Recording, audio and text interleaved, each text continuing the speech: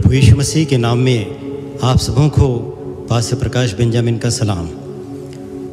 एक बार फिर से हम रेमा ब्रॉडकास्टर्स का धन्यवाद देते हैं जिन्होंने प्रभु के वचन को आप तक पहुंचाने के लिए मुझे ये अवसर प्रदान किया है। आज का विषय है, क्या आप प्रभु यीशु मसीह के साथ हैं। प्रेरितों के काम की किताब का 14 अध्याय और उसके 13 वचन से आज हम परमेश्वर के वचन से कुछ बातों को देखने वाले हैं। जब लोग हमारी ओर देखते हैं तो क्या वो कह सकते हैं कि ये यीशु मसीह के साथ थे। प्रेरितों के काम की किताब 4 अध्याय 13 वचन में पवित्र शास्त्र बाइबल ये कहता है, जब उन्होंने उनका हियाव और उनकी शक्ति देखी। पतरस और यूहन्ना की बात चल रही है। उन्होंने जब उनका हियाव देखा तो उन्होंने कहा कि वे यीशु मसीह के साथ थे। अभी केवल 2 ही महीने हुए थे यीशु मसीह के क्रूसिफिकेशन को, और इन 2 महीने का अंतराल जो बीता था, प्रभु यीशु मसीह जो क्रूस पर रोमन सरकार के द्वारा से चढ़ाए गए थे। बहुत से लोगों की आंखों में यीशु मसीह केवल एक क्षण के लिए या कुछ अवसर के लिए आए ऐसे व्यक्तिमत्व थे। दूसरों के पास में जैसे बहुत से धार्मिक नेता आए, उनमें से प्रभु यीशु मसीह एक था। पिलातुस ने तो अपने हाथों को ही धोया और उसके बाद में उसका और यीशु मसीह का रिश्ता ही खत्म हो गया। फरीसी यीशु मसीह से छुटकारा पाकर अब आनंदित थे। लोगों को इस बात की कोई चिंता नहीं थी कि वो यीशु मसीह जिसकी वो राह देख रहे थे वो एक राजनीतिक नेता होकर के नहीं आया है। पतरस और यूहन्ना शहर में आए हैं और लोग उनको उनके आते बराबर ही उनको पहचान ले रहे हैं और उनके विषय में ये कह रहे हैं कि वो प्रभु यीशु मसीह के साथ में थे। जब आप अपने आजू बाजू के लोगों के साथ में होते हैं, क्या आपके शरीर की सुगंध उनको ये सूचना दे सकती है कि आप प्रभु यीशु मसीह के साथ में थे। क्या प्रभु यीशु मसीह की महक हमारे और आपके जीवन से आ सकती है।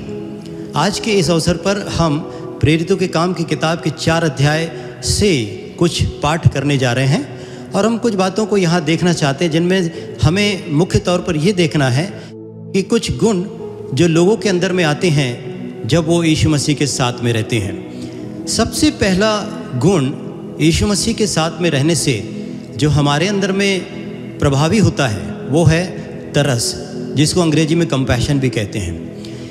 प्रेरितों काम की किताब के 3 अध्याय में हम आते हैं जहाँ लिखा हुआ है कि पतरस और यूहन्ना एक लंगड़े को चंगा करते हैं जो 40 साल से लंगड़ा है। अगर हिंदी बाइबल में आप देखते हैं तो वहाँ पर लिखा हुआ है कि जन्म के लंगड़े को सुंदर नाम के गेट पर एक भिखारी अर्थात वो लंगड़ा बैठा करता था, जिसको लोग प्रतिदिन ला करके वहाँ बैठा देते थे ताकि वो वहाँ पर भीख मांगे। 40 साल से आज तक कोई भी धार्मिक गुरु, धार्मिक नेता या कोई व्यक्ति ऐसा नहीं हुआ जिन्होंने अपने समय को इस लंगड़े के पास रुकने में देना चाहा होगा। लेकिन पतरस और यूहन्ना यहाँ पर उसके पास में रुके। ये इस बात का संकेत है कि उनके मन में सहानुभूति और दया इस वक्त में पैदा हो रही है। आपके दिल में सहानुभूति तब तक नहीं आ सकती है जब तक आप यीशु मसीह के साथ में नहीं रह लेते हैं, क्योंकि यीशु मसीह एक ऐसे व्यक्तिमत्व थे, एक ऐसे प्रभु थे जिनके दिल में दया, तरस भरा हुआ रहता था। और इसीलिए हर एक को जिन्हें आज सहानुभूति की ज़रूरत है उन्हें यीशु मसीह के साथ में होना बहुत ज़रूरी है। इस वक्त में मुझे एक कहानी याद आ रही है। एक अनाथ आश्रम में एक छोटा बच्चा था, बहुत से बच्चे थे, उनके साथ में एक छोटा बच्चा वहाँ पर में था और उनका एक सुपरिटेंडेंट हुआ करता था। प्रतिदिन वो इन बच्चों के साथ भोजन के समय में प्रार्थना करता था और अन्य बच्चों की तरह एक छोटे से बालक की मानिंद वो अपने सिर को भी नीचे झुकाता था। प्रार्थना के उसके शब्द होते थे, प्रभु यीशु मसीह आप इस भोजन पर आइए और हम आपका धन्यवाद देते हैं, आपने भोजन हमको प्रदान किया है। आप इस भोजन पर हमारे साथ सहभागिता रखें और आपकी सहभागिता से हमको ऑनर्ड कीजिए, हमको रिस्पेक्ट कीजिए। इस प्रकार से प्रतिदिन इस सुपरिटेंडेंट की प्रार्थना चलती थी। एक छोटा बच्चा वहाँ पर था जिसके मन में एक प्रश्न आया और उसने अपने इस सुपरिटेंडेंट से पूछा कि आप प्रतिदिन प्रार्थना करते हो लेकिन यीशु मसीह कभी नहीं आए। तब उस व्यक्ति ने उसको कहा कि अगर आप सच्चे दिल से यीशु मसीह को बुलाना चाहते हैं तो वो ज़रूर आएंगे। जब ये बच्चे के साथ में बात हो गई, संवाद हो गया, तब उस बच्चे ने कहा ठीक है, मैं एक चेयर यहाँ पर ला कर के रख देता हूँ जो प्रभु यीशु मसीह के लिए होगी और प्रभु यीशु मसीह को हम प्रार्थना में बुलाएंगे और प्रभु यीशु मसीह वहाँ पर आकर के बैठ जाएंगे। और उन्होंने सुपरिटेंडेंट के बाजू में एक खाली चेयर को ला करके रख दिया। कुछ दिन बीत गए। एक दिन फिर भोजन का अवसर आया और उन्होंने भोजन के समय में प्रार्थना की और उसी प्रार्थना के साथ उनको दरवाजे के ऊपर आवाज़ सुनाई दी। कोई दरवाजे को नॉक कर रहा था।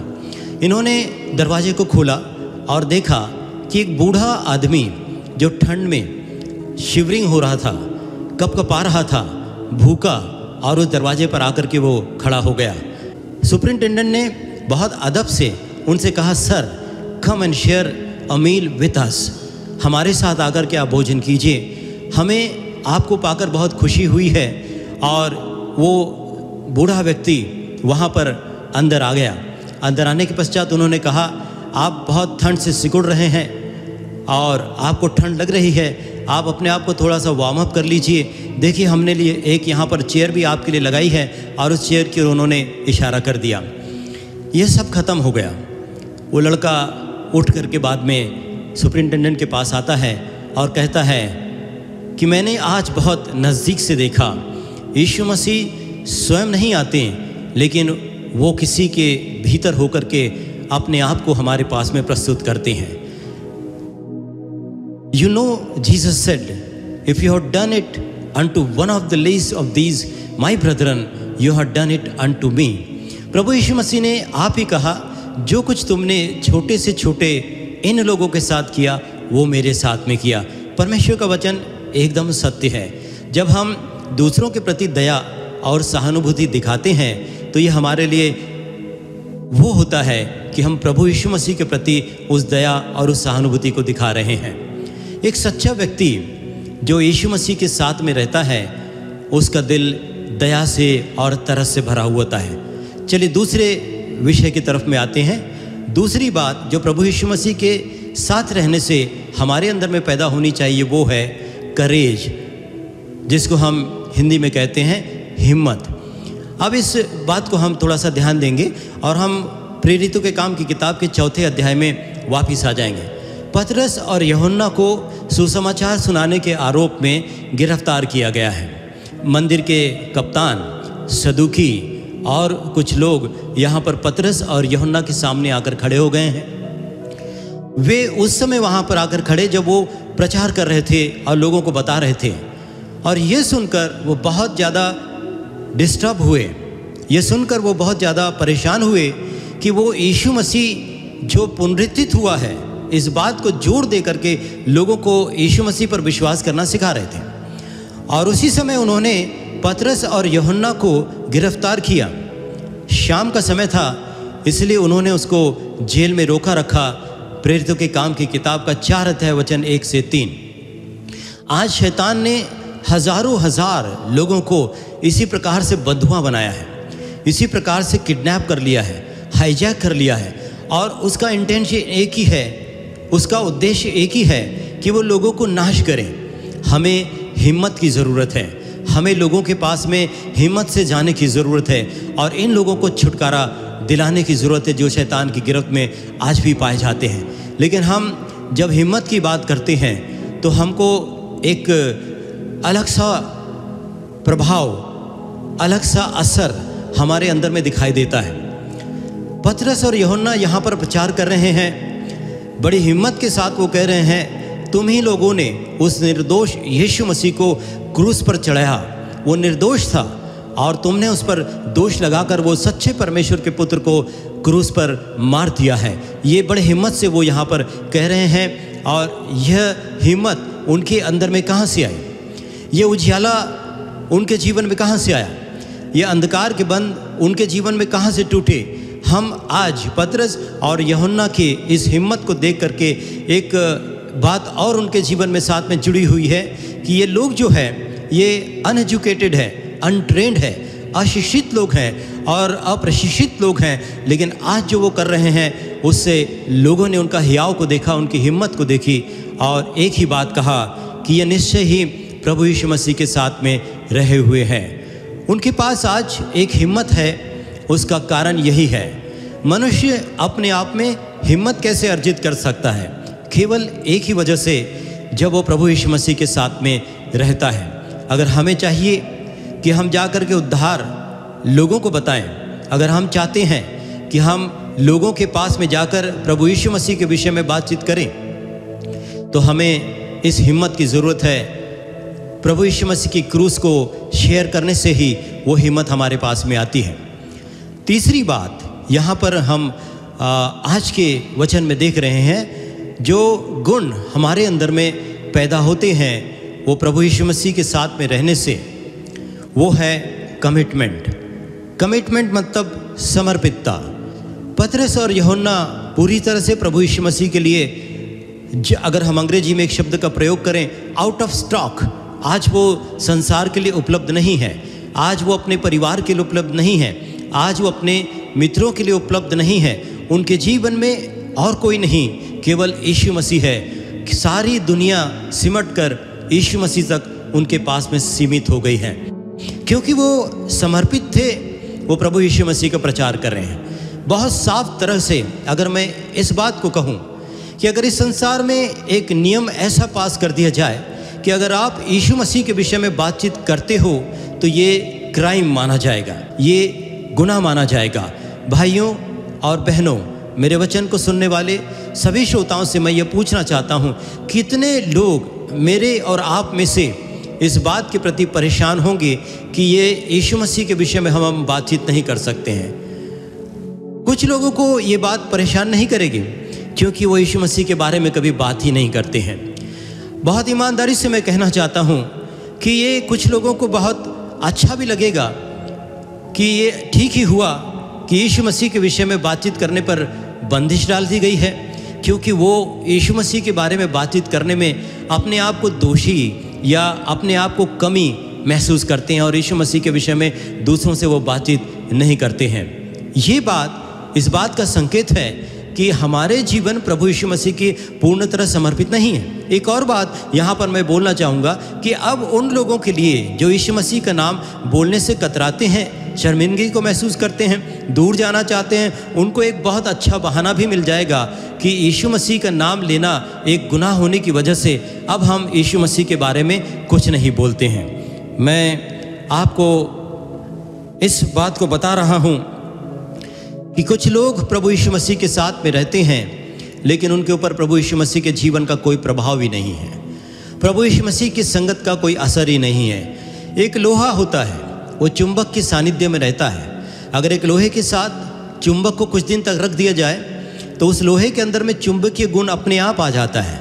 एक हफ्ते के बाद अगर आप निकाल कर उसके पास में आलपिन को लेकर के जाएंगे तो वो लोहा भी चुंबक की तरह प्रभावी हो जाता है और चुंबकीय गुण उसके अंदर में आ जाता है। मैं और आप कितने दिनों से प्रभु यीशु मसीह के साथ में चल रहे हैं? मैं और आप प्रभु यीशु मसीह की कितने दिनों से बात कर रहे हैं? क्या मैं और आप प्रभु यीशु मसीह के ऊपर समर्पित हो गए हैं? ये आज एक विचारणीय प्रश्न है जिसको मैं आपके लिए छोड़ देना चाहता हूँ। आप इसका उत्तर स्वयं ढूंढ सकते हैं। यीशु मसीह के साथ हमने उम्र के 10 साल, किसी ने 15 साल, किसी ने 20 साल, किसी ने 25 और किसी ने 50 साल, और मेरी आवाज़ को सुनने वाले लोगों में चंद कुछ लोग वो भी होंगे जो 60 और 70 साल के भी हैं। मेरा आपसे एक सवाल है, have you been ever with Jesus? अगर आप यीशु मसीह के साथ में हैं तो क्या आज आपका दिल तरस से भरा हुआ है? क्या आपका दिल दया से, हिम्मत से भरा हुआ है? क्या आपका दिल प्रभु के प्रति समर्पित है? यह मेरा आपसे सवाल है। अगर ये चेले उन नियमों को मान लेते और यीशु मसीह का नाम नहीं लेते जो उन सदीकियों ने और फरीसियों ने जारी किया था, तो उनके लिए समय बहुत आसान हो जाता और उनको कोई चिंता परेशानी की ज़रूरत नहीं थी। उनको वो सताव और वो जेल में डालना और ये सारी चीज़ें, ये सज़ाओं से उनको गुजरने की ज़रूरत नहीं थी। लेकिन उनका जीवन उन्होंने अच्छा बनाना नहीं, लेकिन उन्होंने ये सोचा कि हमें प्रभु यीशु मसीह को प्रचार करना है, हमें प्रभु यीशु मसीह का नाम लोगों को बताना है, हमने प्रभु यीशु मसीह के प्रचार करना ही है, क्योंकि ये अगर आज्ञा भी हो जाती है तो हमें प्रभु यीशु मसीह की आज्ञा मानना है, बजाय इसके कि हम इंसानों की आज्ञा को माने। ये अच्छा है कि हम प्रभु की बात को माने, इसके बदले कि हम इंसानों के हुक्म को माने। क्या मुझे और आपको ये बात समझ में आ रही है कि हमें प्रभु को समर्पित जीवन बिताना चाहिए?